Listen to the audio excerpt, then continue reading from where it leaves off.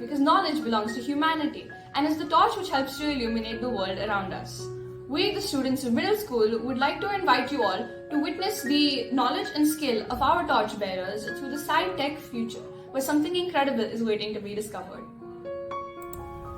Science is a treasure, seldom difficult to measure. Science is a boon. Its magic is carrying the man to moon. Science is a mystery, full of chemical history, solved by ultimate chemistry. Symbol of silence, factor of brilliance, science is the challenge of excellence. Prayers outlive the lives of those who have uttered them. They outlive an age, outlive a generation, and can even outlive a world. The power of prayer is enriching and uplifting to hear our God speak. Heavenly Father, we come to you this hour, asking for your help and blessings. We pray for guidance in the matters at hand and ask that you would clearly show us how to conduct our work with the spirit of joy and enthusiasm. Give us the desire to find ways to excel in our work. Help us complement each other in our mission of excellence. We ask that we would challenge each other to reach higher and farther, to be the best that we can be. We ask this in your name. Amen. Galileo Galilei once said, "All truths are easy to understand once they are discovered, but the point is to discover them." We have many talented students in each grade of our school. Today, in the Sci-Tech Future Science Exhibition, our youthful middle school scientists with stunning skills will be showcasing their various experiments. With this note, I request our beloved Nandini Ma'am, Joint Secretary and Director of the school program, to inaugurate the event. Good evening, dear parents and students. The National Science Day is celebrated on the 20th of February all over India, and we too at our schools celebrate it with great gusto and have been doing it for the past many years. The last 20 months of the pandemic have not dampened the spirits of our young, enthusiastic minds, and we are here with another science exhibition by the students of the middle school.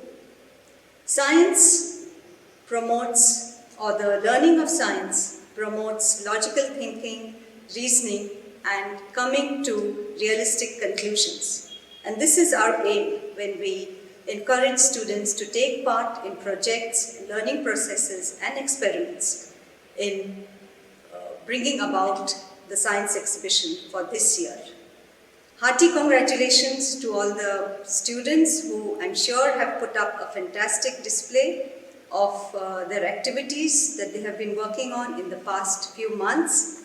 Congratulations also to the parents who I'm sure have been more actively involved in the activities of their wards in the past 2 years. And special congratulations also to the teachers who have not given up on celebrating every event in the school with as much importance and enthusiasm as has been done in the past. Good luck, and I wish all of you all the best. Thank you.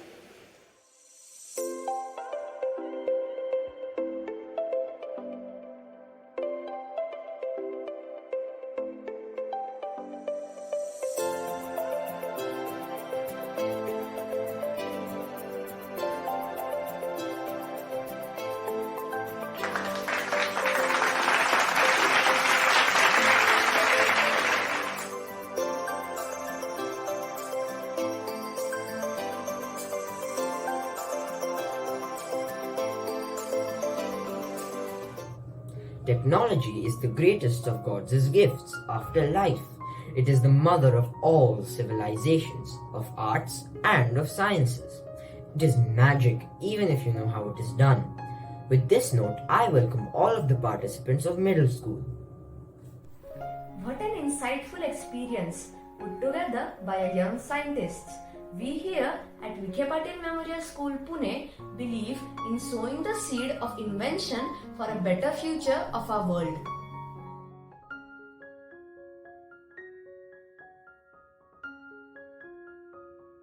Greetings all. We are going to demonstrate an experiment which will explain about centrifugal force. What is centrifugal force? It is a force which arises from the body's inertia, which is moving in a circular path and is directed away from the center around which the body is moving. This principle can be seen in sling, which was an old weapon. The aim of a demonstration is to understand water centrifuge and centrifugal force. The apparatus is some batteries, 3 connecting wires, a circuit board, a centrifuge top, a centrifuge base, 1 switch, a sponge ball, a glass of water, and a motor. Let's now begin with our water centrifugal experiment. Here I have taken this simple circuit. Now I'm going to take this centrifuge base, I'm going to put it on the motor. Now I'm going to take this ball holder and I'm going to put it on the motor. I'm going to take this ball and I'm going to dip it slightly in water. Now I'm going to put this ball on the ball holder. Now I'm going to take the centrifuge top and I'm going to put it on the centrifuge base. And now I'm going to switch on the switch. Nothing is happening. Now I'm going to slightly open the bottle. So you can see that there are droplets on the centrifuge top. This is the water that is absorbed by the sponge ball. The water is being splashed out due to centrifugal force.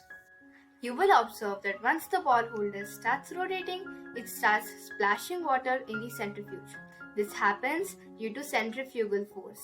Centrifugal force occurs when an object moves away from the center in the action of rotation. Last but not the least, we are going to see a fantastic demonstration of a flying UFO. Do the same setup like done for demonstration 1, but make sure that the positive terminal of the motor shouldn't be at the side of the battery holder. This is very crucial for the UFO to fly. Last but not the least, we're going to make a model of a flying UFO. The same circuit, but a very important step which we are going to do. You can see that this motor has a positive side, right? This positive side should not be to the side of the battery holder. So I've kept it like this near the switch.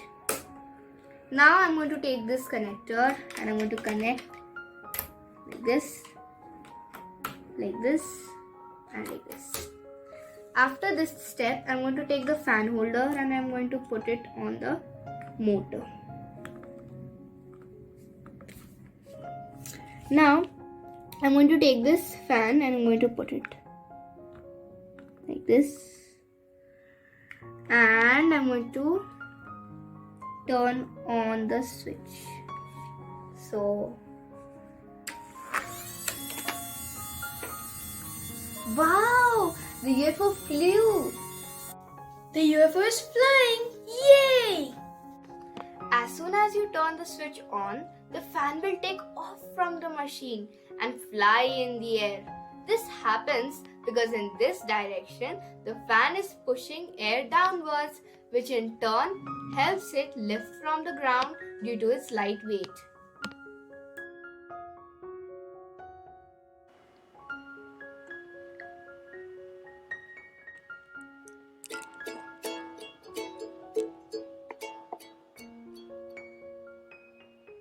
Heat pressure gun.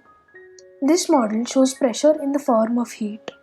It is comprised of 2 bottle caps glued together to form an airtight container, a pen body for a barrel, and an igniter which is extracted from a lighter. The igniter has a wire and a metallic substance, and thus when you trigger the igniter, a spark forms between the metal and the wire. To work the gun, you have to spray a flammable liquid inside the airtight space. Then you can put a bullet in the barrel. After this, you have to trigger the igniter, which causes a spark inside the container, lighting the fluid.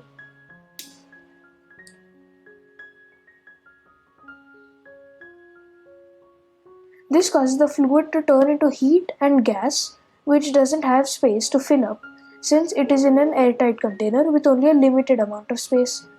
Thus, it escapes through the barrel, pushing the bullet out of its way. This causes the bullet to fly out and is the basic principle of a gun. Thank you.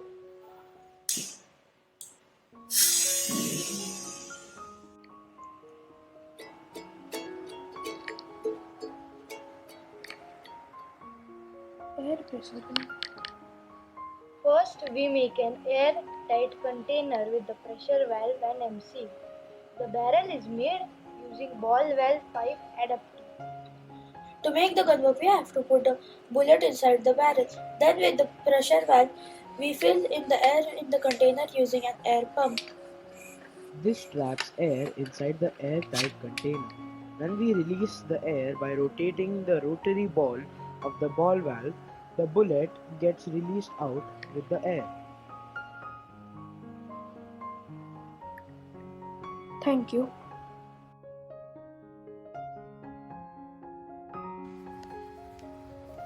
Good afternoon, friends and teachers. Today we are going to conduct an experiment on how things glow in black light. My name is Ira. My name is Sampriti. My name is Shruti. And my name is Vidhi. The name of our experiment is Light Up the Dark. We are going to perform the experiment in this box. As you can see, from the inside of the box, we have covered it with black paper. This is done to increase the darkness inside the box. This is the black light.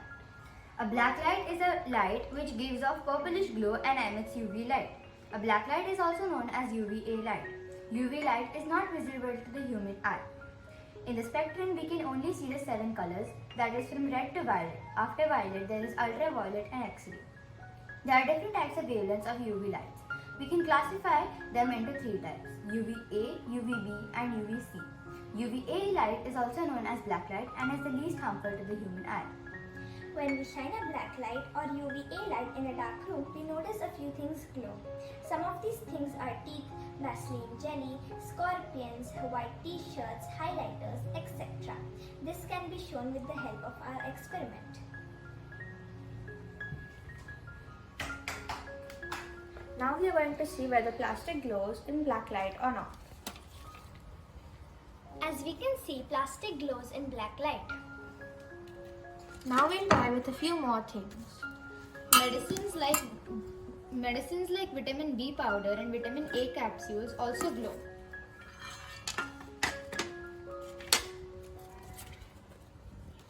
So we can see that fluorescent things and neon things glow in black light. As you can see in this scissor, the plastic part of the scissor is glowing, whereas the steel part is not.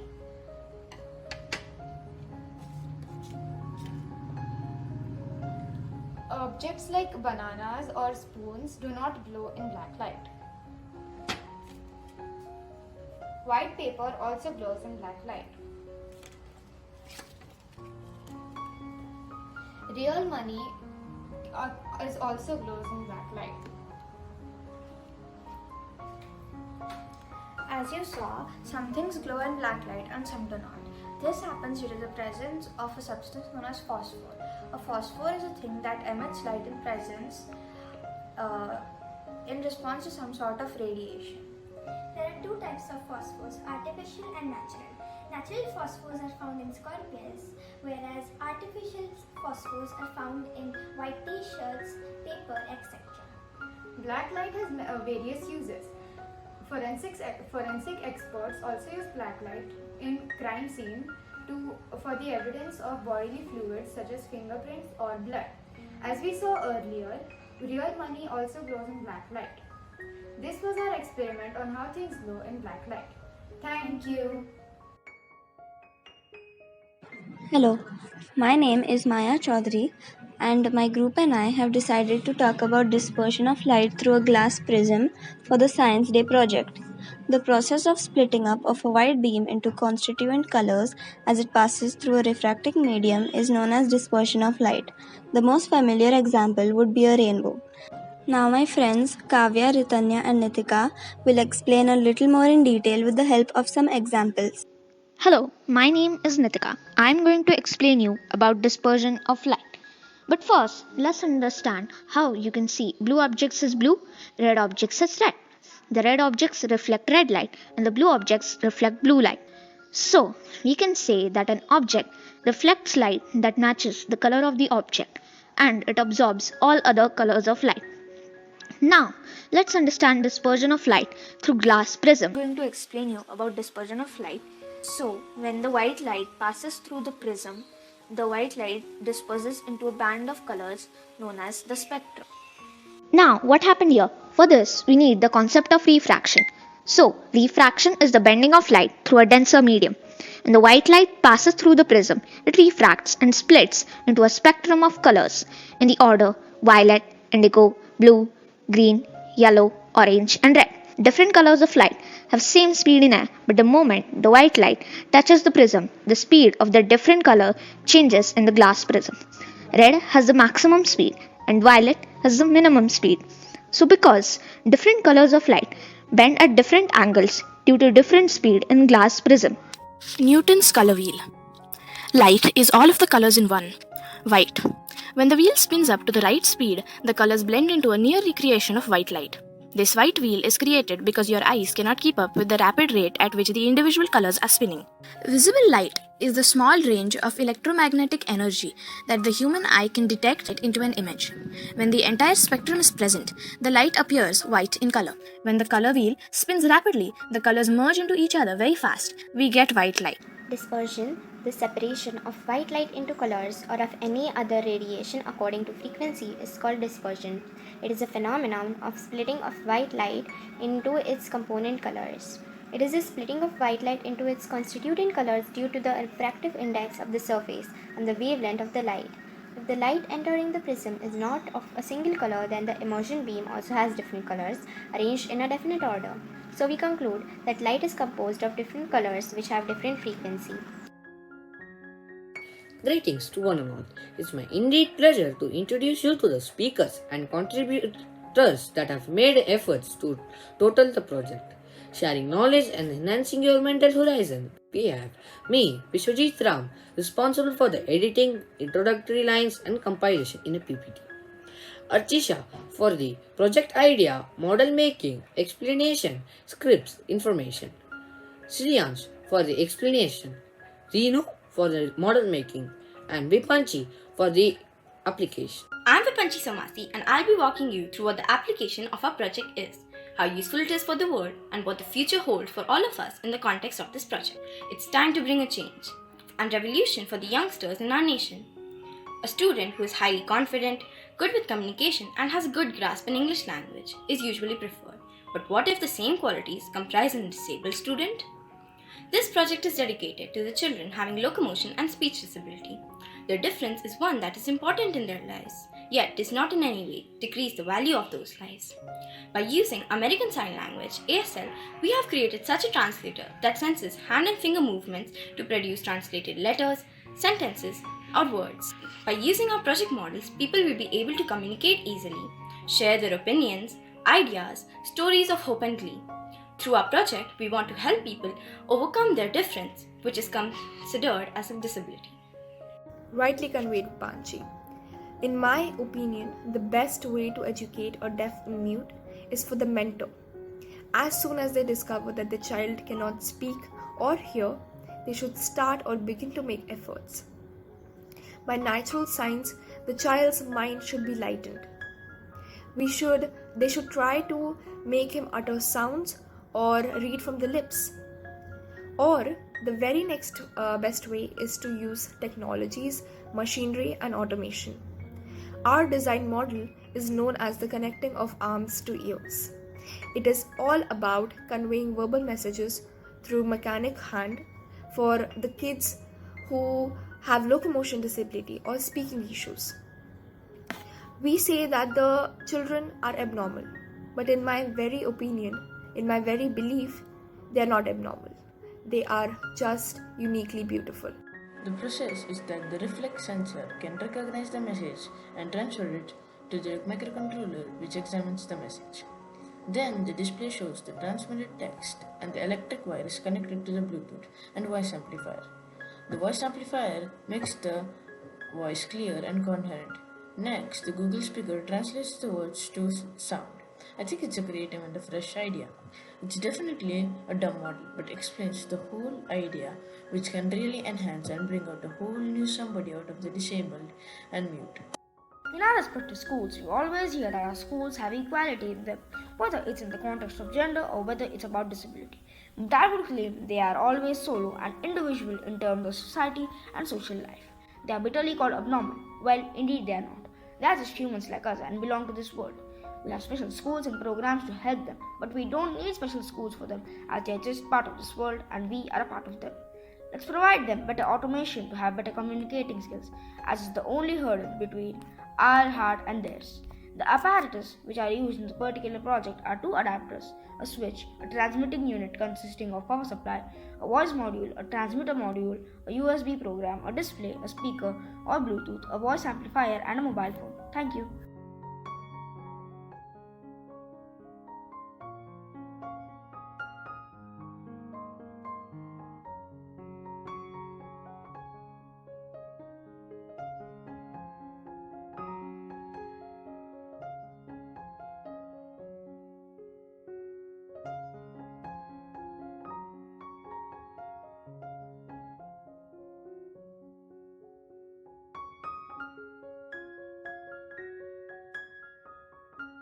Hello everyone, today I am going to be showing a simple experiment on electrolysis of water by passing electricity and breaking water into hydrogen and oxygen. So for this experiment I am going to be needing 2 pencils, some cardboard, glass and water, 9-volt battery connector, 9-volt battery and some salt. I will add the salt in the water to make it a good conductor of electricity, as water is a bad conductor of electricity. These are graphite pencils, so if I connect this pencil to the positive terminal, it will become anode, and this pencil with the negative terminal, it will become cathode. Now I will add 2 spoons of salt in the water.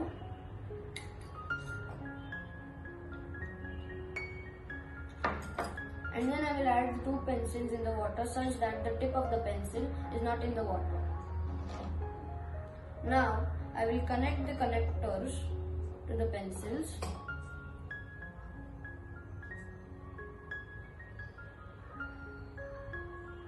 And in a few seconds, we will be able to see some bubbles coming out near the pencils.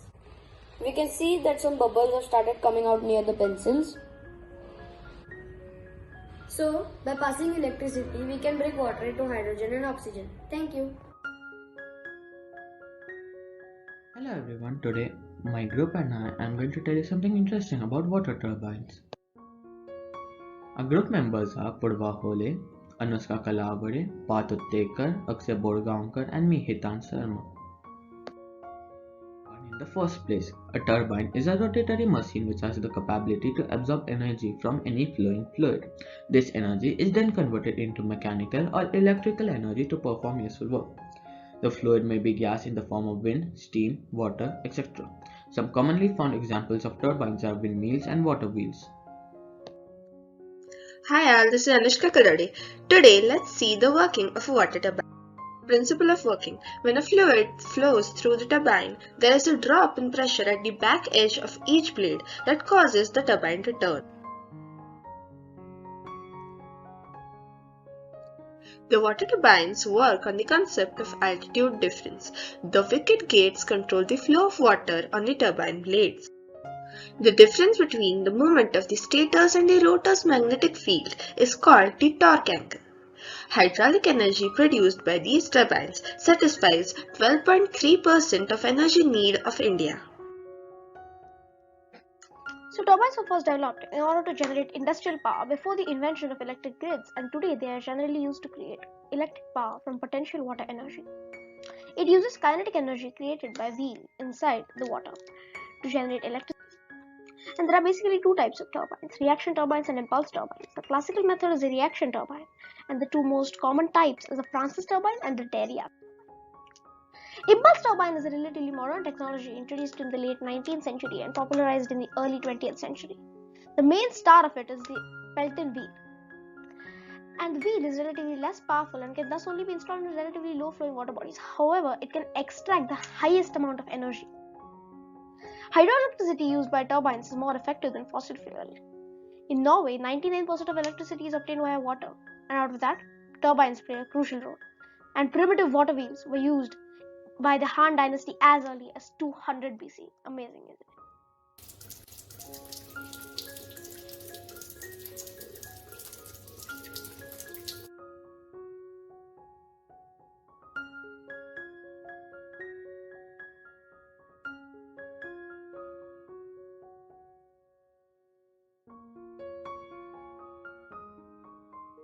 Statistics. The above graph shows various leading countries like India, Norway, US, Germany, and Japan, and the percentage of energy produced in their countries. This energy is produced using various resources like fossil fuel, wind, coal, natural gas, solar, biomass, and hydroelectricity, which is obtained by turbines. Thank you.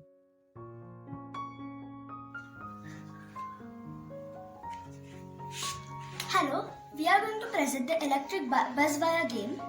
The group members are Devi Narbal, Arush Dhargude, Digvijay Patil, Arman Hazra and Shaurya Patil.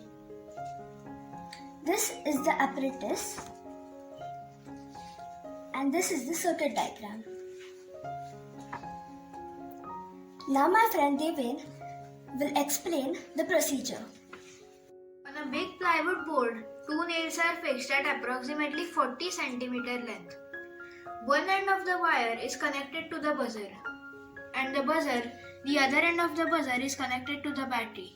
The remaining end of the battery is connected to a nail which is hanging on the iron wire. LED is connected parallelly to the buzzer. The electric tape are attached for making better connections. Now my friend Arush will explain you the principle. Now I will explain the principle of this project. When this loophole touches the metal rod, then the circuit is completed, thus causing the buzzer and LED to light. But when the circuit is in off position, when the metal pole is not touching anything which conducts electricity, the buzzer and LED do not glow. So the circuit is in off position. In this position, there is a flow of electrons which causes the LED and buzzer to glow. Then, when it is in off position, the flow of electrons stops. My friend Digvijay will explain the connections and working of this model. Now I am going to tell the actual connections and working. This light bulb and buzzer is connected to the nail, and the light bulb is connected across the buzzer, which is connected to the battery. The battery connects this switch over here. This switch acts as a on-off button, So when it touches the iron wire, it turns on and the buzzer and LED starts working. But when it does not touch the wire, it does not turn on. We have cleaned this iron wire with sandpaper, and these two ends act as non-conducting terminals, as we have taped these over here. We have taped all these wires for better connection. Now my friend Arman is going to tell the uses and conclusion. Already seen, it is an interesting model based on simple electric principles. It can be used as an interesting game. It is interesting even for those who do not know or enjoy science. Electricity converted into sound, light and heat can be easily shown. Thank you all for watching this video. You are welcome to try the game.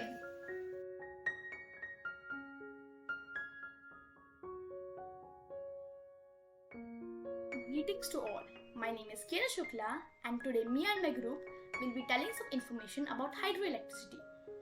Hydroelectricity is electricity made by generators that are turned by the movement of water. Water is released and the pressure of the dam forces the water down the pipes that lead to a turbine. This causes the turbine to turn, which turns the generator, which makes electricity. So this is a physical model made by me. So this whole structure is called as the turbine. This is the base, this is the generator, and this is the wire that connects the turbine to the generator. Thank you. Hi everyone, this is Samiksha Agarwal from 7C roll number 1, and today I am going to tell you how hydroelectricity works. The water falls through the plant intake into a pipe called the penstock, which carries it down to a turbine water wheel at the lower water level. The water pressure increases as it flows down the penstock. It is this pressure and flow that drives the turbine that is connected to the generator. Inside the generator is the rotor that is spun by the turbine. Good morning, I am Ram. I am going to explain about energy conversion in hydroelectric power. Hydroelectric power, also called hydropower, electricity produced from generators driven by turbines that convert the potential energy of falling or fast flowing water into electric air is water stored in the dams which contains potential energy. This water is let down from a great height, so the potential energy gets converted into kinetic energy. Now, this kinetic energy flows on the turbines, making them move. This is mechanical energy. Then, the generators convert this mechanical energy into electric energy. This is Ram's Scratch Hydroelectricity project.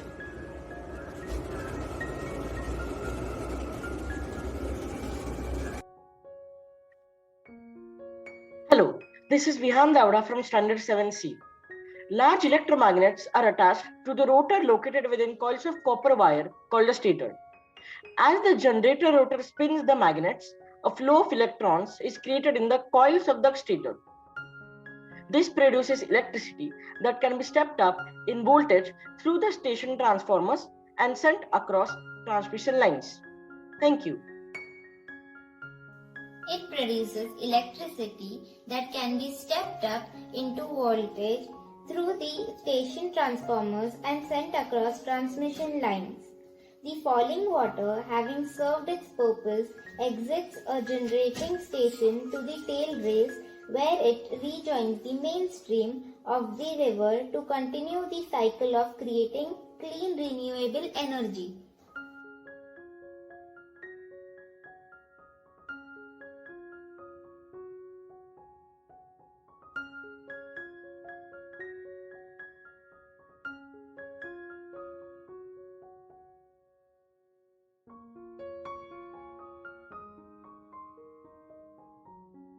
Hello, our group from roll number 11 to 15 from class 7A are going to present our experiments for Science Exhibition 2022. Static electricity refers to an imbalance in the electric charges in a body, specifically between the negative and the positive charges in a body.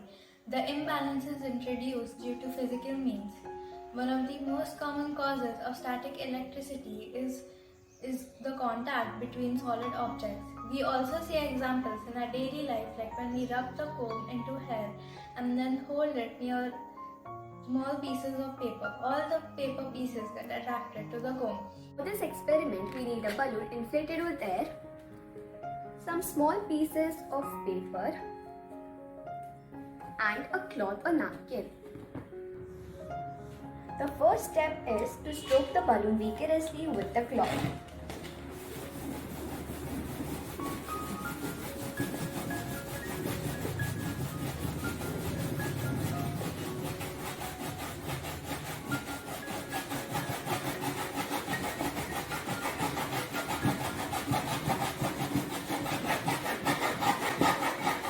The second step is to hold the balloon close to the small pieces of paper. We can see that the small pieces of paper jump back and stick to the balloon.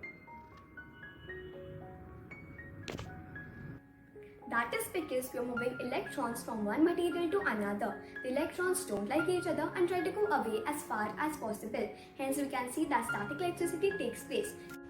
For this experiment, we need a balloon, a cloth, and a wall. First, stroke the cloth vigorously on the balloon.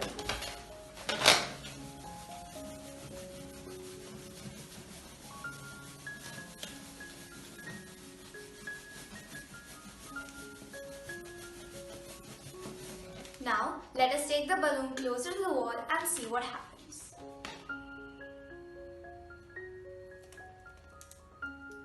As you can see, the balloon is stuck to the wall.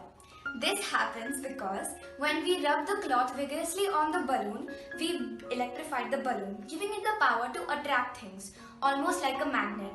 The electrons present in the wall got attracted to the electrical energy of the balloon, and thus the balloon and the wall got attracted to each other. This is how we can see static electricity.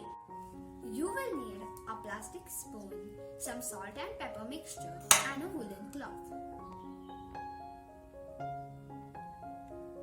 Now, take the plastic spoon and rub it on the woolen cloth for 40 seconds.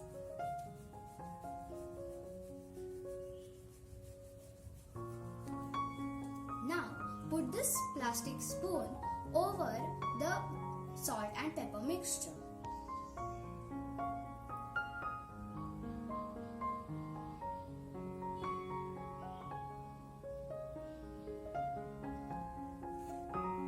As you can see that the pepper and salt got attracted to the spoon.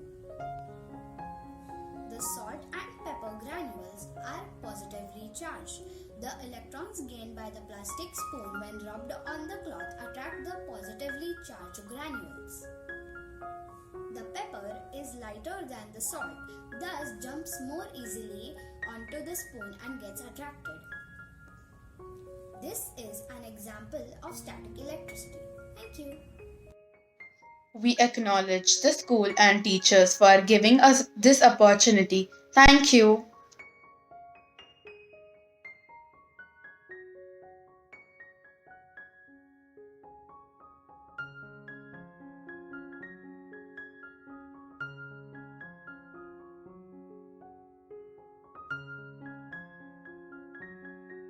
Even this is Science Exhibition Group roll number 6 to 10.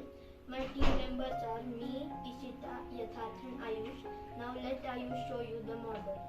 Yes, so when we cover the solar panel, the light stops, and we open it and the light continues to glow. Now let Ishita tell you about solar energy. Topic: Solar energy. Solar energy is radiant light and heat from the sun that is harnessed using a range of technologies such as solar power to generate electricity, solar thermal energy including solar water heating, and solar architecture. It is an essential source of renewable energy, and its technologies are broadly categorized as either passive solar or active solar depending on how they capture and distribute solar energy or convert it into solar power. Thank you.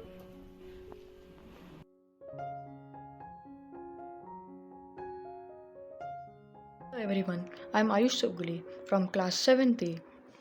My roll number is 8. I am going to show you a solar cooker that I have made. Let's start.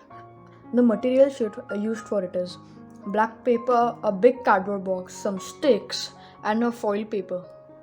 The silver thing is a foil paper. Now, I had kept peanuts for roasting from I think 9:30 a.m. till 5:45 p.m. Now let's see if they have roasted or not. Oh, they have roasted. This is the proof. If the covers are removing easily, this is the proof that peanuts have roasted fully.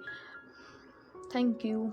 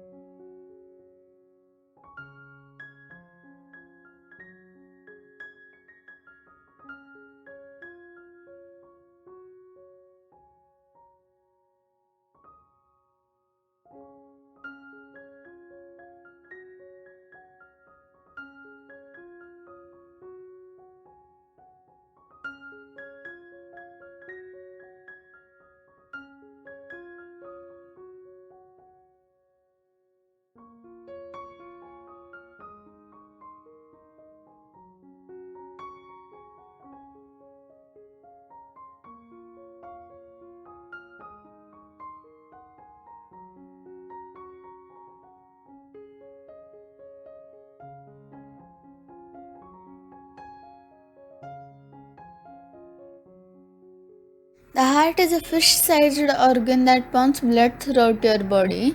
It is the primary organ of your circulatory system. Your heart contains four main sections or chambers made of muscle and powered by electrical impulses. Your heart's main function is to move blood throughout your body. Your heart also controls the rhythm and speed of your heart rate, maintains your blood pressure. Your heart works with the other body systems to control your heart rate and other body functions. The primary systems are nervous system. Your nervous system helps to control your heart rate. It sends signals that tell your heart to beat slower during rest and faster during stress. Endocrine system. Your endocrine system sends out hormones. These hormones tell your blood vessels to constrict or relax, which affects your blood pressure. Hormones from your thyroid gland can also tell your heart to beat faster or slower. Your brain and nervous system direct your heart's function. Your heart is located in the front of your chest. It sits slightly behind and to the left of your sternum as breastbone. Your ribcage protects your heart. Everyone's heart is a slightly different size. Generally, adult hearts are about the same size as two clenched fists, and children's hearts are about the same size as one clenched fist. On average, an adult's heart weighs about 10 ounces. Your heart may weigh a little more or a little less depending upon your body and gender. The heart contains walls, chambers, blood vessels, and electrical conduction system. Heart walls. The heart wall are the muscles that contract and relax to send blood throughout your body. A layer of muscular tissue called the septum divides your heart walls into the left and right sides. Your heart walls have three layers: the endocardium or the inner layer, the myocardium or the muscular middle layer, and the epicardium, the protective outer layer. The epicardium is one layer of your pericardium. The pericardium is a protective sac that covers your heart. It produces a fluid to lubricate your heart and keeps it from rubbing against other organs. Heart chambers. Your heart is divided into four chambers.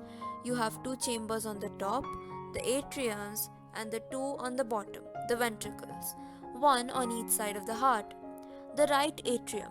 Two large veins deliver oxygen poor blood to your right atrium. The superior vena cava carries blood from your upper body. The inferior vena cava brings blood from the lower body. Then the right atrium pumps the blood to your right ventricle. The right ventricle or the lower right chamber pumps the oxygen poor blood to your lungs through the pulmonary artery. The lungs reload blood with oxygen. Left atrium.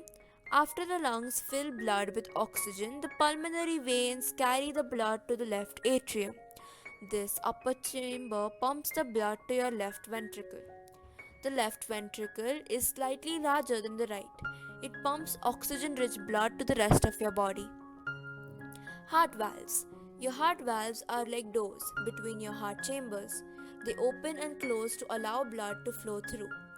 The arterioventricular valves open between your upper and lower heart chambers, which include the tricuspid valve, the door between your right atrium and the right ventricle, and the mitral valve, the door between your left atrium and the left ventricle. Semilunar valves open when blood flows out of your ventricles. They include aortic valves, open when blood flows out of your left ventricle to your aorta, and the pulmonary valve opens when blood flow from your right ventricle to your pulmonary arteries. Blood vessels. Your heart pumps blood through three types of blood vessels: arteries, veins, and capillaries. Arteries carry oxygen rich blood from your heart to your body's tissues. The exception is your pulmonary arteries, which go to your lungs. Veins carry oxygen poor blood back to your heart. Capillaries are small blood vessels where your body exchanges oxygen rich and oxygen poor blood.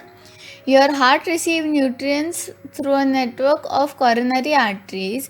These arteries run along your heart surface. They serve the heart itself.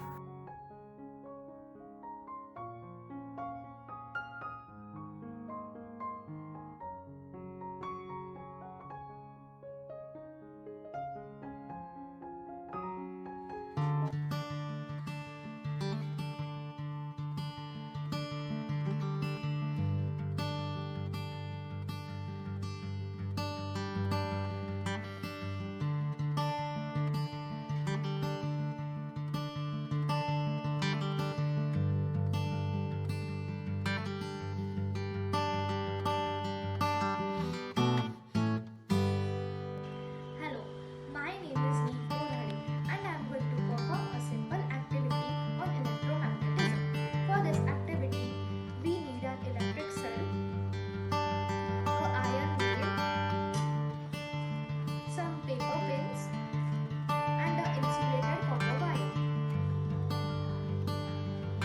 Wrap the insulated copper wire around the iron nail.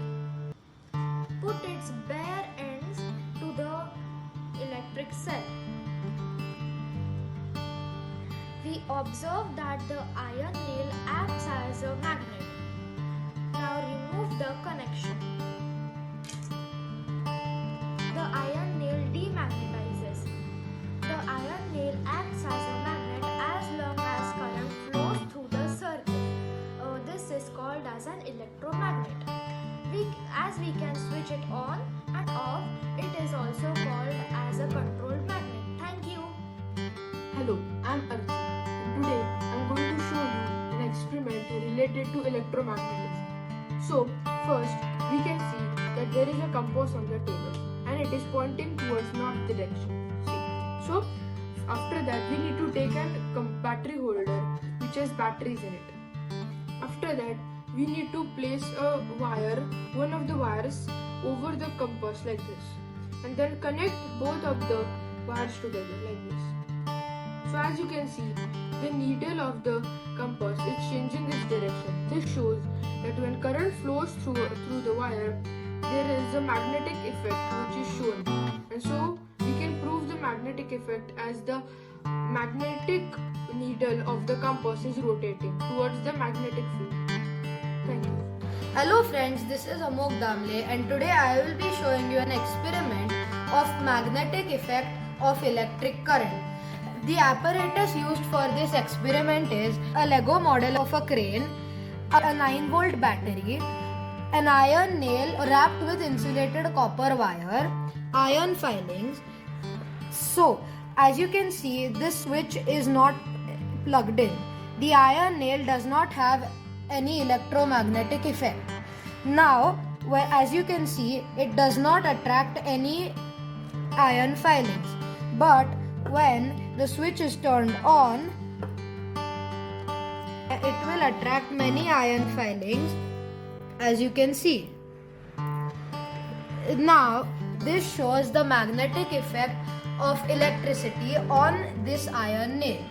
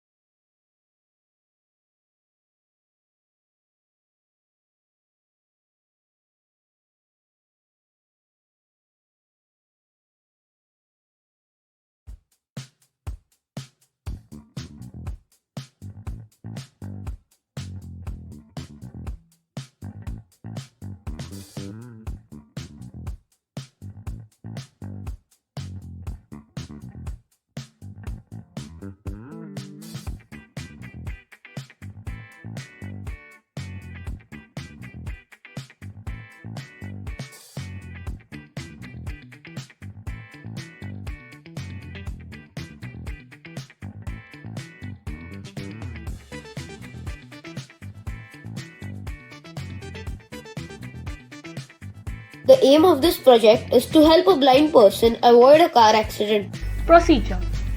Place the Arduino UNO and the breadboard on the main board. Then take two jumper wires. Connect one of them to the VCC pin in the Arduino UNO and connect the other end of it on the positive sign on the breadboard. Take the second jumper wire and connect one of its end to GND slot of the Arduino UNO and connect the other end to the negative side on the breadboard.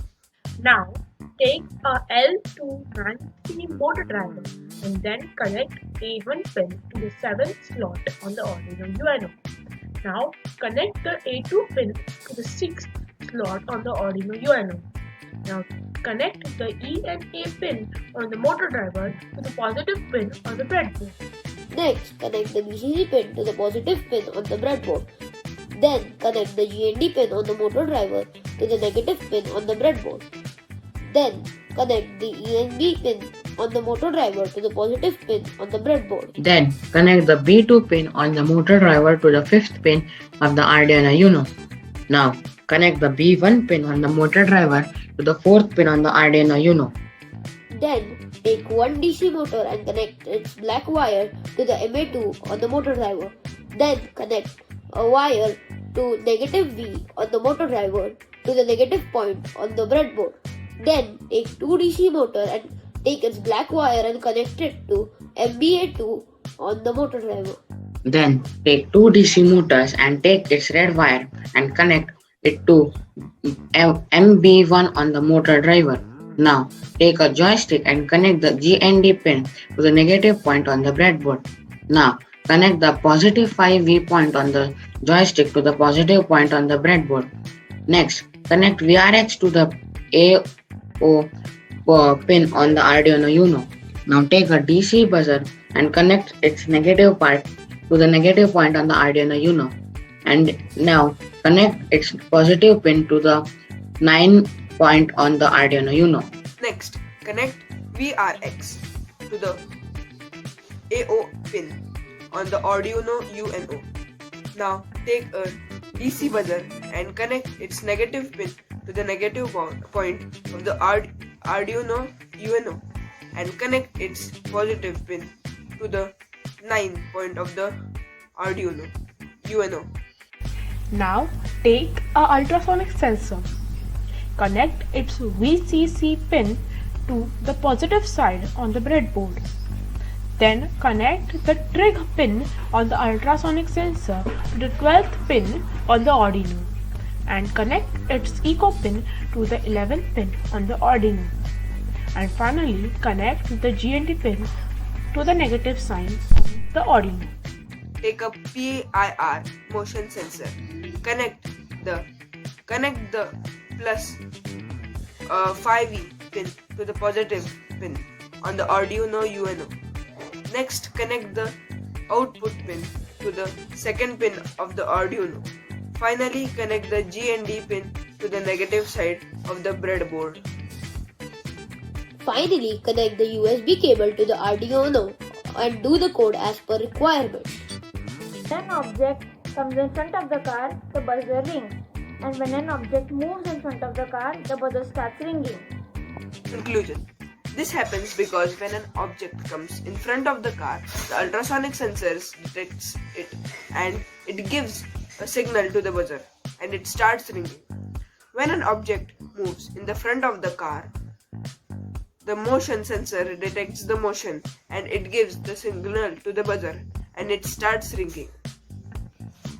Hello all, today on the behalf of the group roll number 6 to 10 from 7th B, I, Dishita Dharmawat, will explain you how our model works. I have a joystick here to control the car. When I want the car to go ahead, I will take the joystick ahead and the car will move. Borrowing the words of Marie Curie, nothing in life is to be feared. It is only to be understood. On this special occasion of National Science Day, I, Parth Tekar, feel privileged to propose the vote of thanks on behalf of all the students of Vikhe Patil Memorial School Pune. Our sincere gratitude to the management and our principal Minalini ma'am for ensuring that we, the young budding scientists, continue to ignite the fire of learning within us, providing us with a safe platform to showcase our scientific knowledge through this exhibition, ensuring that all the protocols of the new normal are practiced. I would also like to applaud all my peers for having put in their sheer efforts in creating such astounding exhibits. Sincere thanks to all the parents for having taken time out and to view the spectacular exhibits. Last but not least, a big thanks to everyone who has worked towards making this special celebration possible.